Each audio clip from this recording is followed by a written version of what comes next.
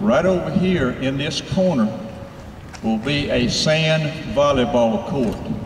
Over here in this corner will be a picnic shelter, and it'll be for whoever wants to play volleyball, and they can not get under the shelter here, but under the shelter over there, not only to have a birthday party, but wait their turn to play volleyball. And I'm trying to look at the youngest man in the group. The sand volleyball court, when we cut the ribbon there, we'll have ESPN like you see on the beach with those girls playing. Nobody laughed? Well, probably won't happen. Across the road over here, where you see the trees, it broke my heart to come down, but we're going to make it right by putting 130 parking spaces over there. We're desperate for parking.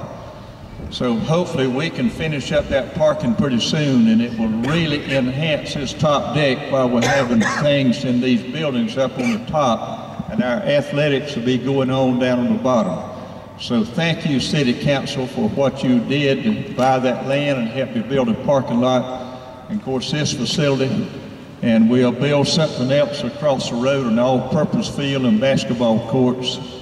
When we move that dirt, we'll take it across the road. So we got a lot more things going on. But I want to tell you, thank you. Thank you very much for allowing this to be a dream come true. I appreciate it, and it didn't take all that long to get it built. But what we've got here is a place for 16 boys and girls to hit at one time. If they use the T-ball, the stands we got in soft toss, we can start at about 2 or 3 years old and learn the C-ball, hit ball, swing level.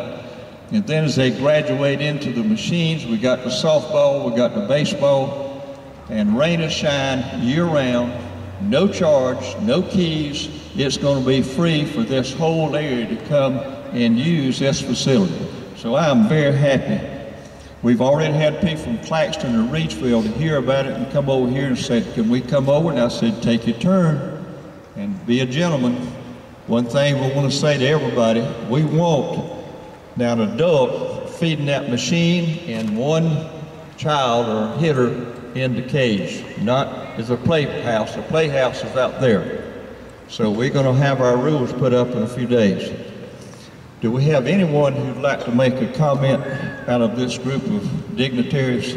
Well, I just started to think about what we could do up here on this putt-putt course to make sense. So I came up with the idea of a shelter, and then put as many cages in here that I could squeeze in and still be able to afford the shelter, and leave space on the other side for these cubicles.